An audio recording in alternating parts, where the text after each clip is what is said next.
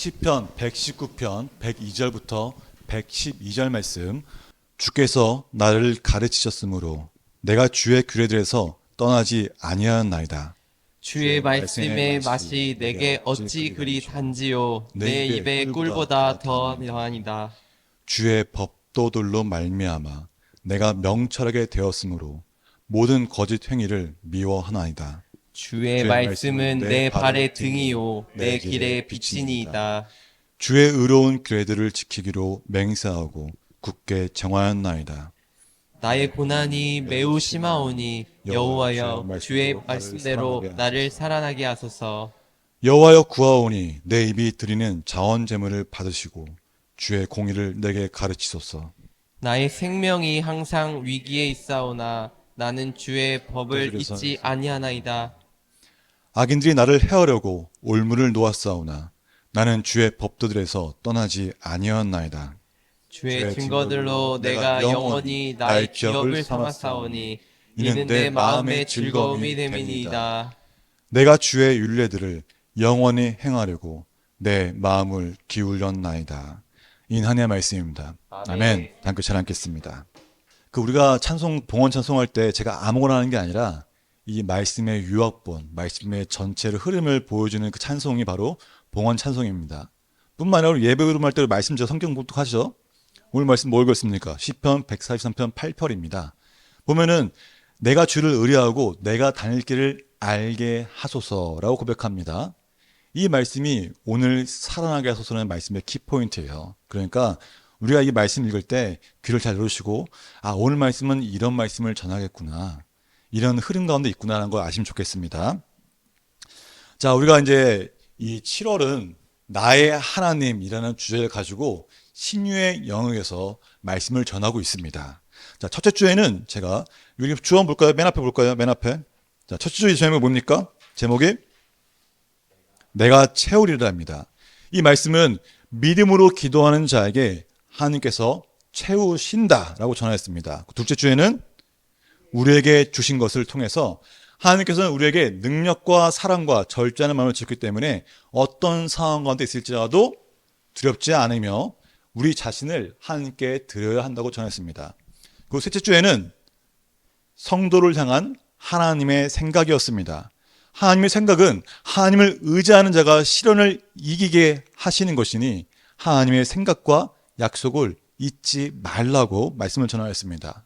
그리고 지난주에는 불안한 세상에서 이렇게 살아야 합니다라는 제목으로 하나님께 매 순간 물으며 말씀에 무조건 순종하고 기도할 때 믿음으로 받기에 어떤 환경에서도 승리할 수 있다라고 말씀을 전하였습니다. 오늘은 살아나게 하소서라는 제목으로 하나님의 말씀을 선포하고자 합니다. 자, 이 시편 119편은 특징이 있습니다. 시편 중에서 어떤 특징을 갖고 있을까요? 다른 시편과 다르게 이 시편 119편은 가장 긴 시편입니다. 제일 길어요. 근데 우리가 한글을 볼 때는 그냥 진짜 길다, 읽기 어렵다 이렇게 생각할 수 있는데 이거를 히브리 원문으로 보잖아요. 그러면 눈이 하고 깜짝 깜짝 놀랍니다. 왜 그럴까요? 이 히브리어 알파벳이 있어요. 알파, 그다음에 베트, 김멜 가지고 우리나라의 가나다 순이겠죠. 기억낸 디귿순. 가지고 처음에 알파 하면 이제 알파로 연결된 8개의 시를 작성합니다. 그리고 그 다음 나에 해당하는 베트 8개 작성해요. 그래서 이 알파벳 22개가 8개로 적혀가지고 이 성시편이 완성된 거예요. 놀랍지 않으십니까? 우리 신앙 믿음 좋으신 분들 한 번쯤은 삼행시를 줘봤을 겁니다. 하나님 이러면 또 어떤 시를 줄 수 있을까요? 삼행시로. 꿈동원 벙아리죠. 네. 자, 우리는 살면서 우리가 기역, 니은, 디귿 시작해가지고 히읗까지 그 순서를 이렇게 적어놓고서 나의 고백 한번 적어보시면 좋겠어요. 얼마 되지 않아요. 시편처럼 그 적으면은 별거 아닌 것 같지만 이걸 끝까지 적는 사람들은 정말 대단한 믿음이 있는 사람이에요. 왜요?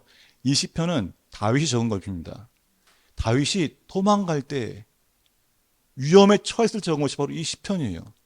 문학적으로 아주 뛰어납니다. 그 C.S. 루이스도 이 시편을 110편을 보고서 이 시편은 진짜 그 아주 잘 만드는 이 공예사가 정성을 다해서 그 사람에게 사랑받기 위해서 열심을 다해 만든 진짜 완벽한 시편이라고 말할 정도입니다. 자, 성도님들 어떻게 되겠어요? 이 시편 읽어봐야겠죠. 한번 읽어보십시오. 자, 이렇게 길게 적혀있는 이 본문, 이 시편 119편의 핵심이 무엇일까요? 자, 우리가 보면 알겠지만은 계속 반복되는 말이 있습니다. 그게 시편 119편에 깨어 나타나요. 그게 뭘까요? 자, 찾아볼까요? 하나, 둘, 셋. 주의 말씀입니다. 주의 말씀. 주의 말씀, 주의 규례 등등 계속 반복되어 나타나고 있어요. 그 말씀 다시 한번 요약하면은 주의 말씀대로 살아가는 자가 뭘 받아요? 복을 받는다. 이 말씀이 이 시편의 전체의 흐름인 거예요. 다시 말하고 있습니다. 하나님 말씀에 순종하면 뭘 받아요? 못 받는다고요? 복을 받습니다. 복을. 예, 외치는 자가 은혜가 있는 겁니다. 자, 그 성경을 읽다 보면은 우리가 이 하나님의 말씀 순종하면 복을 받는다는 이 말씀이 여기만 나오는 게 아니라 어디 나와요? 성경 전체에 다 기록되어 있어요. 하나님 말씀에 순종하면은, 하나님 말씀을 따르면은, 하나님 말씀을 지키면은 복을 받는다. 라는 것이 이 성경의 내용입니다. 계속해서 강조하고 있는 것이에요. 얼마나 중요하면은 이 신명기에도 이것이 적혀 있어요. 자, 모세가 어떤 자입니까? 이스라엘 백성들을 출애굽한 자잖아요. 그죠? 그 40년 동안 진짜 고생은 다 했어요. 그죠? 얼마나 고생했습니까? 그런데 이 모세가 죽기 전에 이스라엘 백성들을 다 모아놓고 마지막으로 하소연하듯이 정말 열성을 다해서 전한 본문이 있습니다. 그게 바로 신명기 11장 27절, 28절입니다. 함께 봉독하겠습니다. 너희가 만일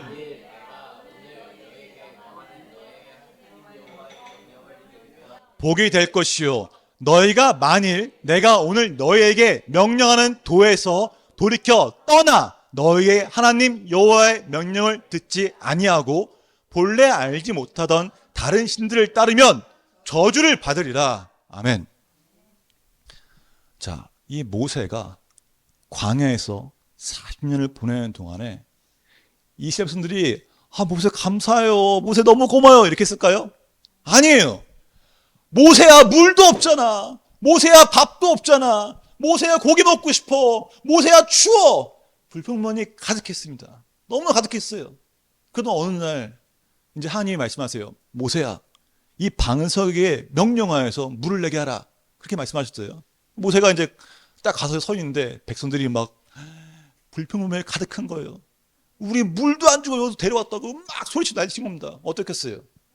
화가 나죠. 모세가 내가 너에게 물을 준 사람이냐 하면서 소리치면서 반석을 지팡이로 2번 칩니다.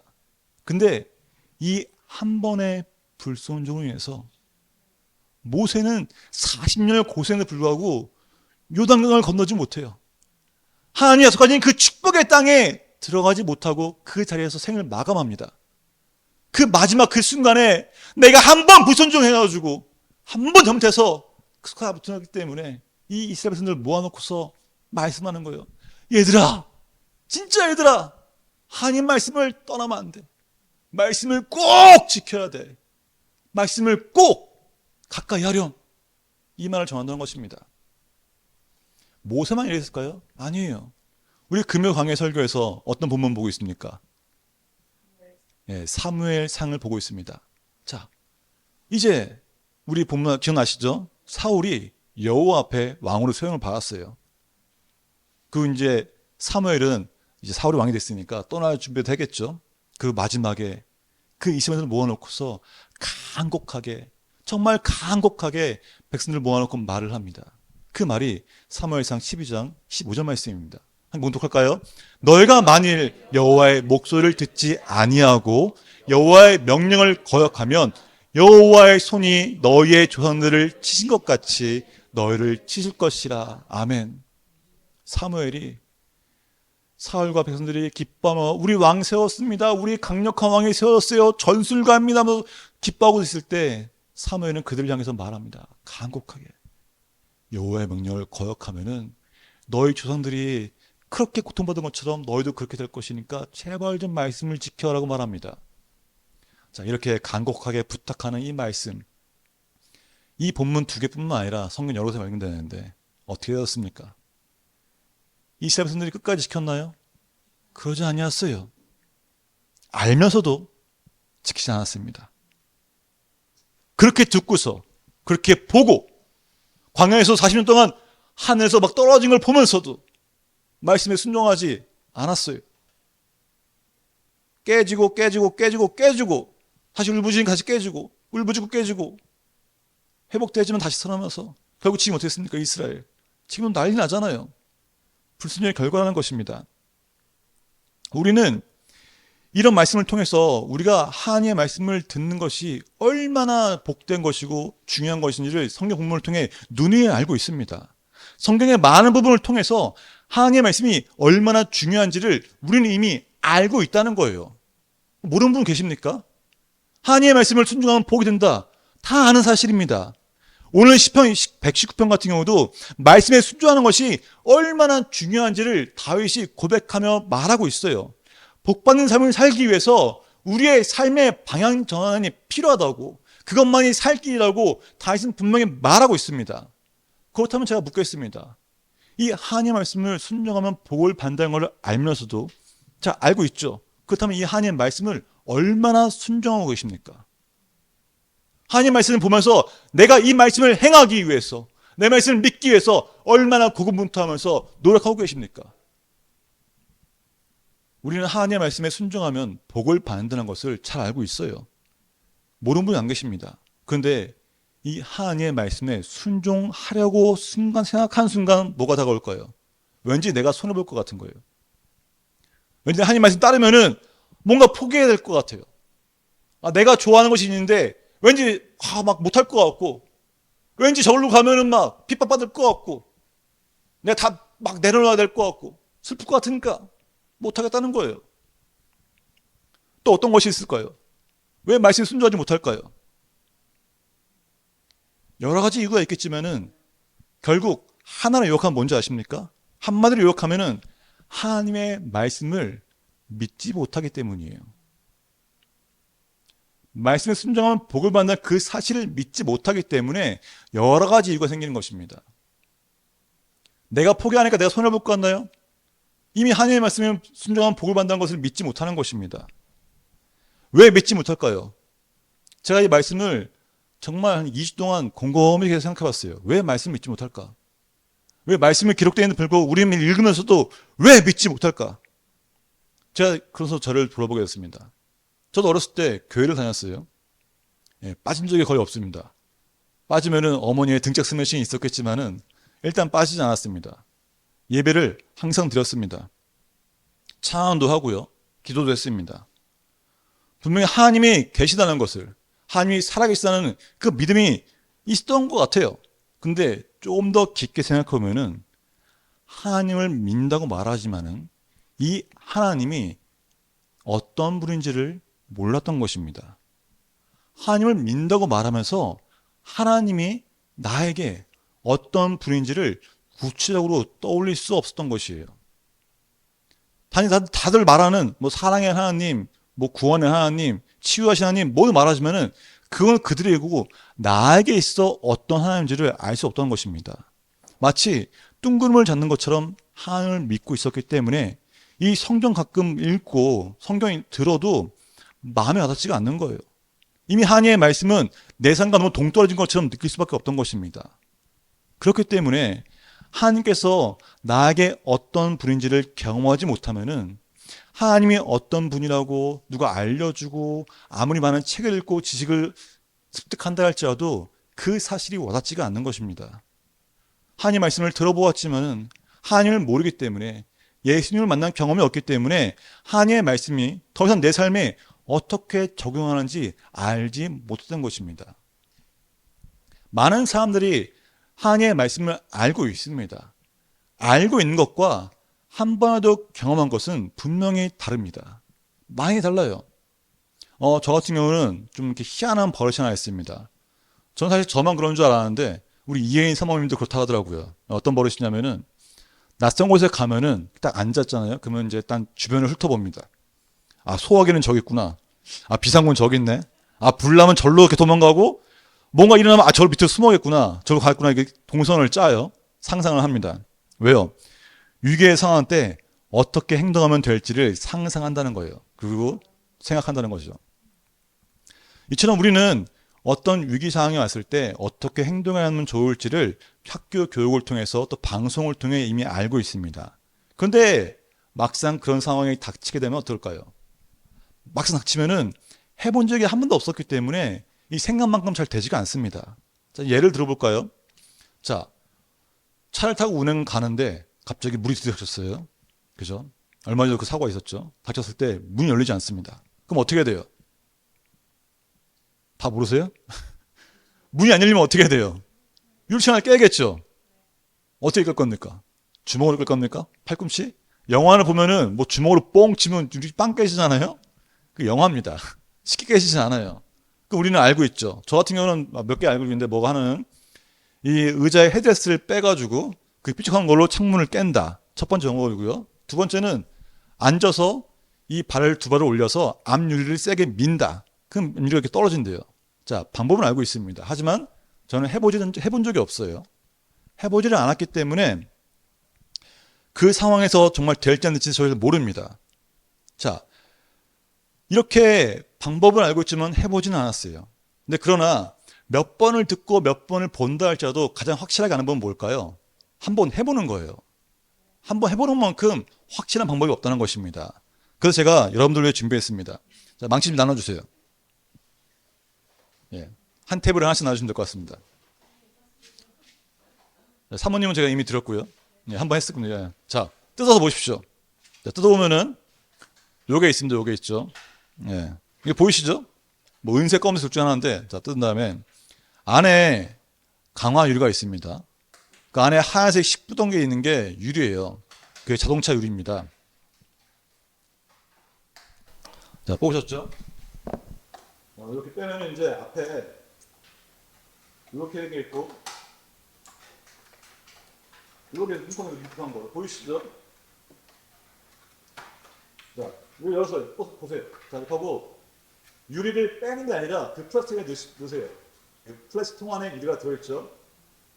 이 상태로 잡고서 내리치지 않게 내리치게 붙잡고 이렇게 해서 통 넣으세요. 꼭. 네, 자, 한번 깨보십시오. 깨었습니까? 다 안 깰 수 있어요. 두 번, 세 번 하셔야 돼요.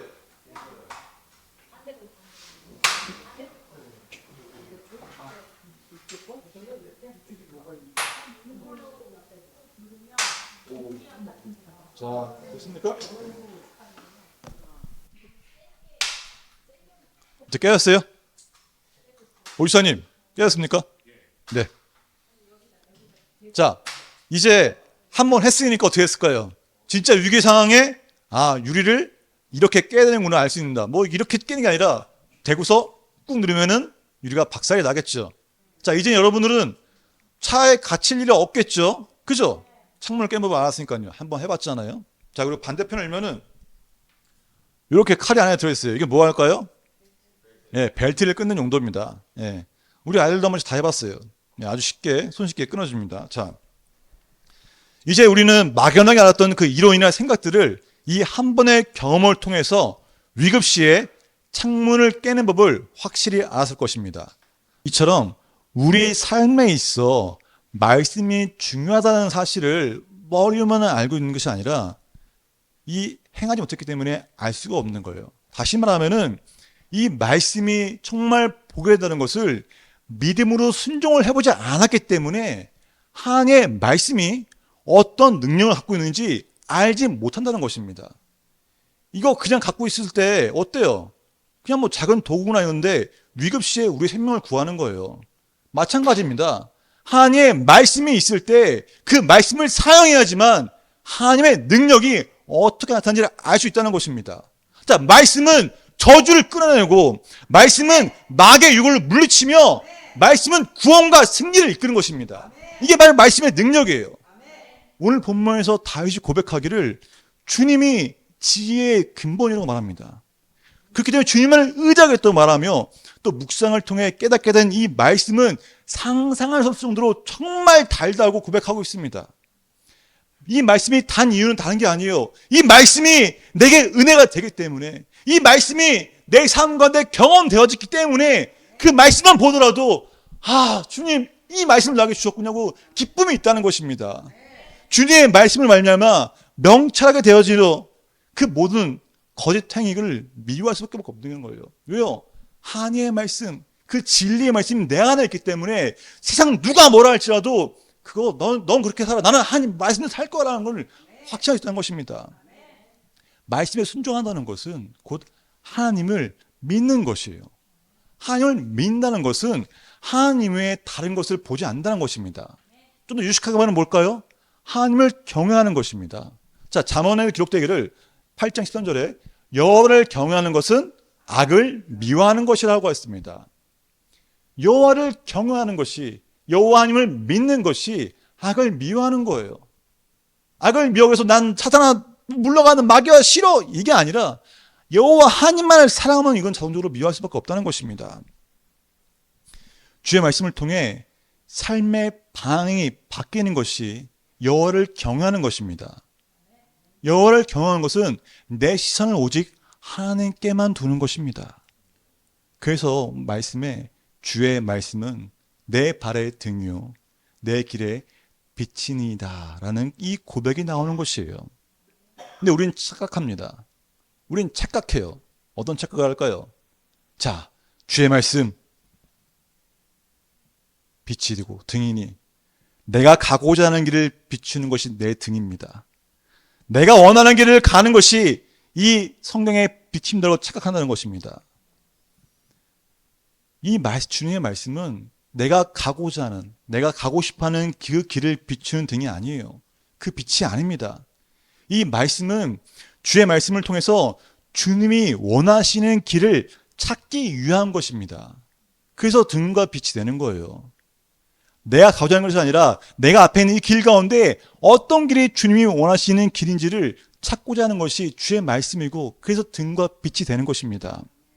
주님의 말씀은 내가 원하는 것을 이루기 위한 도구가 아닙니다.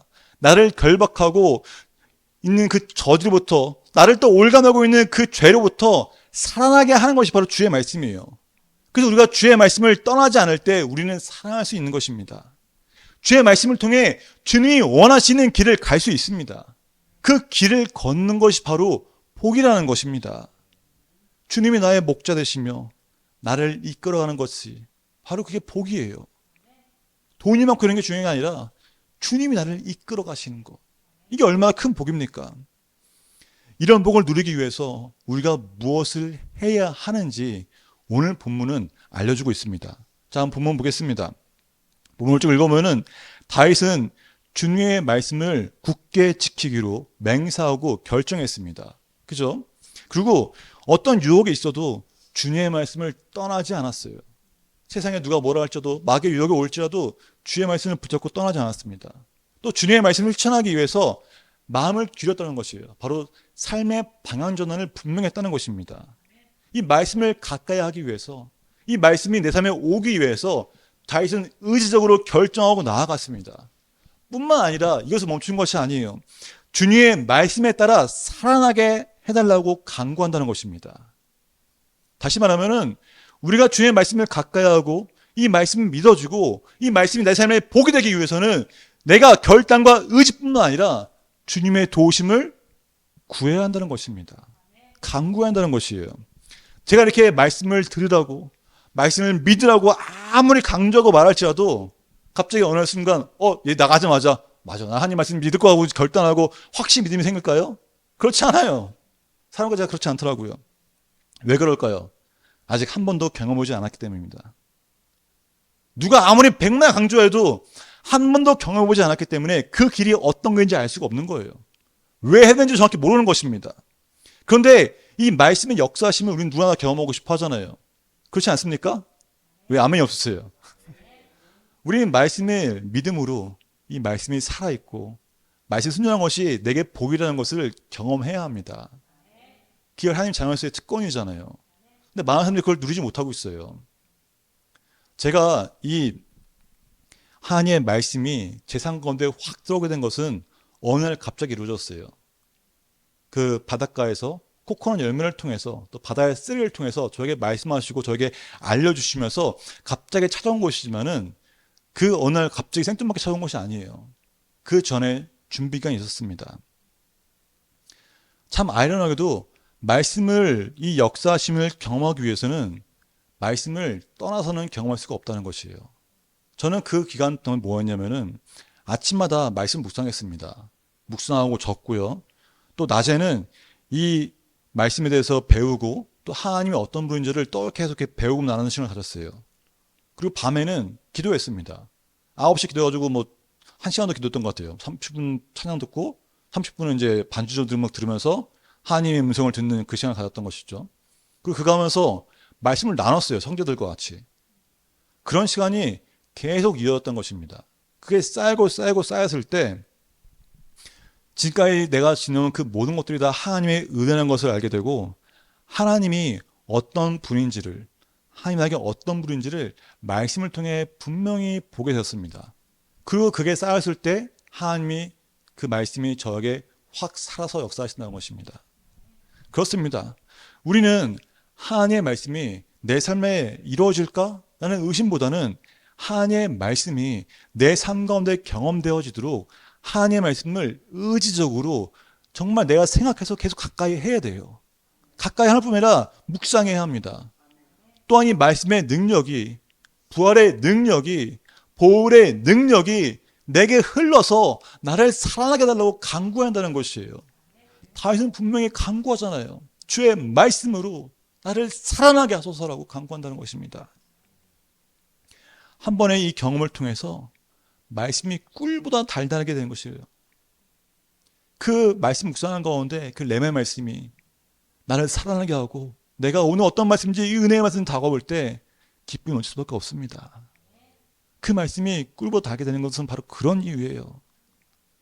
단순히 말씀을 읽고 지나가는 것이 아니라 묵상하며 나에게 어떤 말씀을 주시는지, 이 말씀 내게 왜 알려주셨는지를 계속 깊이 생각하고 묵상할 때 그 말씀이 정말 꿀보다 더 달게 되는 것입니다. 그리고 그런 사실을 통해서 예수의 이름으로 살아난다는 것이 무엇인지 알게 되는 것입니다. 많은 사람들이 예수의 이름으로 살아나시죠. 보혈의 능력이 있습니다고 말합니다. 하지만 그 예수의 이름으로 살아나는 것을 알지 못하면 그 외침이 공허할 뿐이에요. 여러분, 정말 저는 간절히 바랍니다. 그 예수의 이름의 능력이 있으며 예수님을 구원하는 것이 능력이고 그 보혈의 능력이 또 말씀의 능력이 내 안에서 믿어지고 행하는 것이 바로 복이라는 것을 잊지 맙시다. 말씀이 내 발의 등임이 되며 말씀이 내 길의 빛이 되어 하나님의 뜻을 찾아가는 복된 성도 되시기를 주님을 축복합니다. 우리 함께 찬양하면 좋겠습니다. 하나님의 말씀만이 우리를 살아나게 합니다. 그리고 말씀이 경험되기 위해서 말씀을 내 삶 가운데 나타나기 위해서는 매일매일 말씀을 가까이 하고 말씀을 묵상하여서 말씀이 정말 내게 이루어지는 것을 믿고 그 주의 보혈의 능력이, 말씀의 능력이, 승리의 그 능력이 내게 있게 달라고 하나님께 간구한다는 것이에요. 그 간구가 쌓일 때 언젠가 하나님의 때에 하나님은 분명히 경험해 주십니다. 그 경험을 통해서 예수의 이름으로 살아나는 것이 무엇인지, 예수의 말씀으로 살아나가는 것이 정확히 무엇인지를 알게 됩니다. 이게 바로 믿음 생활이고 이게 바로 기쁨이고 이게 정말 우리가 추구해야 될 방향인 거예요. 누가 뭘 하든 아는 것이 아닙니다. 내가 기도하고 내가 말씀을 붙잡고 있어야 돼요. 그 생각 없으면 결코 알 수 없어요. 경험하고 싶지 않으십니까? 말씀이 살아있다는 것을, 하나님이 살아계신다는 것을, 나를 얼마나 사랑하는지를 알게 되는 것은 이 경험이 없으면 결코 이룰 수 없습니다. 말씀을 가까이 와서 살아나시기를 주님을 축복합니다. 이렇게 찬양하겠습니다.